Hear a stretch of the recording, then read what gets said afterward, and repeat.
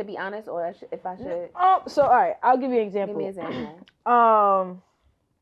For example, I'm young, right? Literally on our way here, I was talking to my friend, and we going through like not relationship issues, but we just young, trying to get this relationship stuff going or whatever. Right.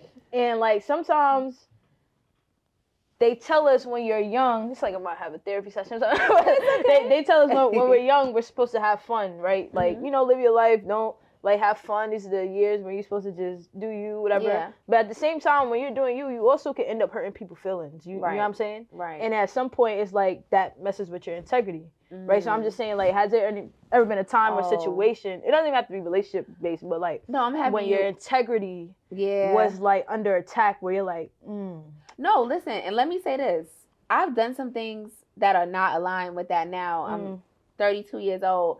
I can reflect back when I was 21. I absolutely hurt people's feelings. I absolutely wasn't always the best friend. Like, I probably have, made some missteps and mistakes. So I never felt good about it. I think when you're younger, you're guided a little bit more by your feeling versus processing how it's going to affect everybody. It's like, I feel like I should do this right now. I'm about to do it. And then I'll think about it later. And that's where, I made some mistakes for sure. Like, I'm not like a picture perfect, like Dalai Lama. I'm just a perfect woman. Like, no, I'm not any stretch of the imagination, but I think I have kind of like matured. Man, I think that's the perfect way to put it. I think I'm really mature at this point now. Yeah. I don't know, cause I feel like, cause we're talking to young people, so I feel like that's sometimes like a lot of things we go through. It's like, dang, I just want to live my life. I just want to do this. Or maybe I don't want to record a podcast today. I just want to have fun. But it's just like, what's going to keep you? So what I would say to Gen Z, right? Because I'm just like one generation ahead of you. I don't know if what am I, Gen? You're millennial. I'm a millennial? Okay, I'm born in 91. So I'm millennial. So to the 16 to 25-year-olds, I would say you guys kind of got to grow up a little faster in this climate. I'm not even going to hold you. Why? Stop playing. You playing around too much. Like, you want to do something. You want to make the money. You want to build wealth because it look cool. But you're not serious. Because you know what I got. And I got something for you.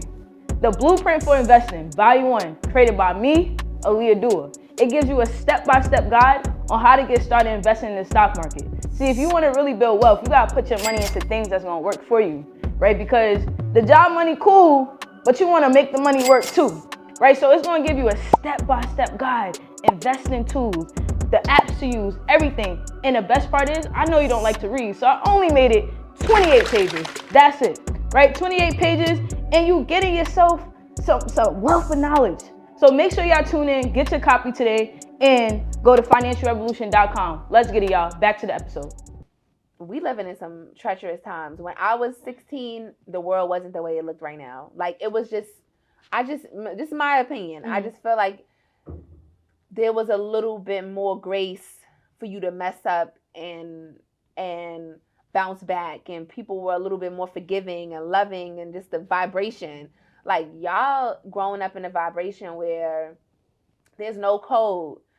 People wouldn't shoot at babies and women, and now it's like, it don't matter. Yeah. There's no code anymore. So I feel like you guys got to be extra on point. Like, y'all got to grow up a little bit faster. Like, y'all got to mature a little bit faster and be on something like, you would think at 21 you should just be young, dumb, and having fun, but you kind of got to be on point.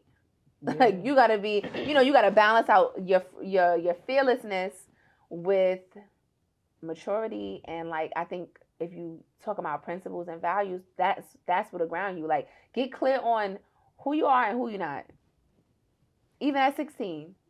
Because I believe, for me personally, I'll share this story. I think this may be helpful to somebody who's 16 years old. When I was 16 years old, I was a virgin. And I was like proudly a virgin. Like, I just tell everybody, like, I was like, they used to joke on me. Used to call me like a nun, virgin male, like all of that, right? Nun is crazy. But I was clear on who I was.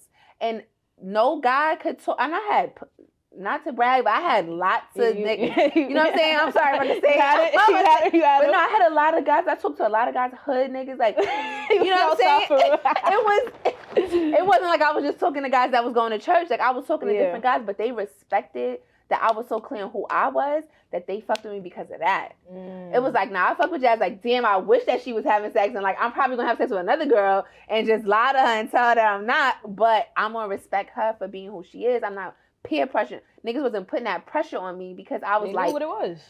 And I was clear about it. And I was clear about that at a young age. You know what I mean? So any girls, guys, it could be girl or guy, when you clear you don't want to have sex, you clear you don't want to smoke weed, you clear you don't want to gangbang, stand on that. And don't let nobody make you feel like you corny because that's not what you... Like, no, you corny because you're doing what everybody else is doing. I'm not corny. You're actually the one who's being conditioned and influenced by media, by racist systems that want you to be addicted to weed, that want you to be gangbanging.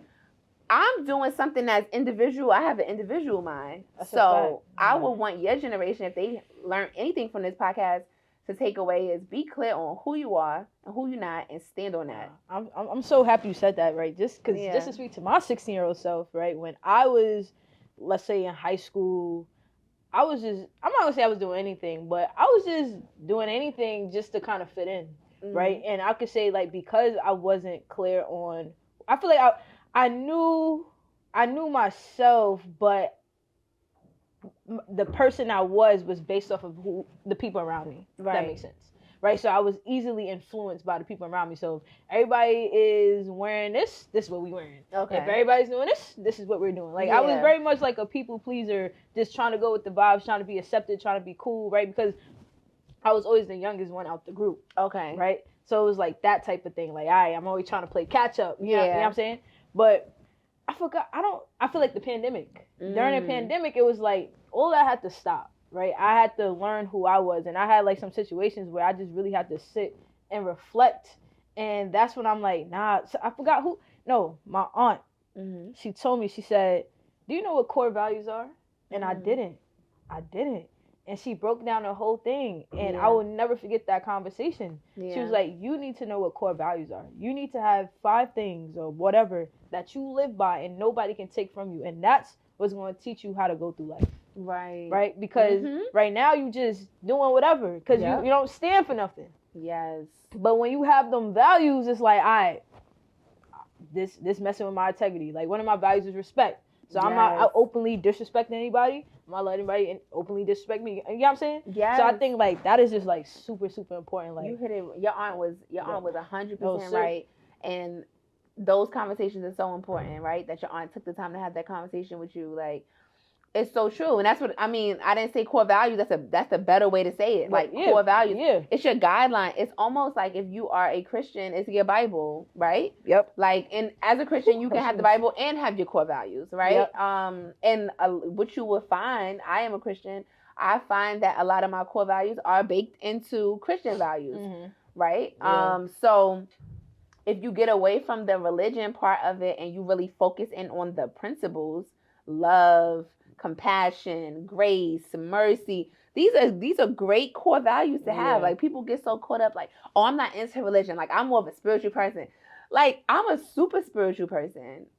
And I still find value in religion. There are parts of it I take and there's parts of it I don't. Yeah. You know what I mean? But like, you can find some super dope values in religion.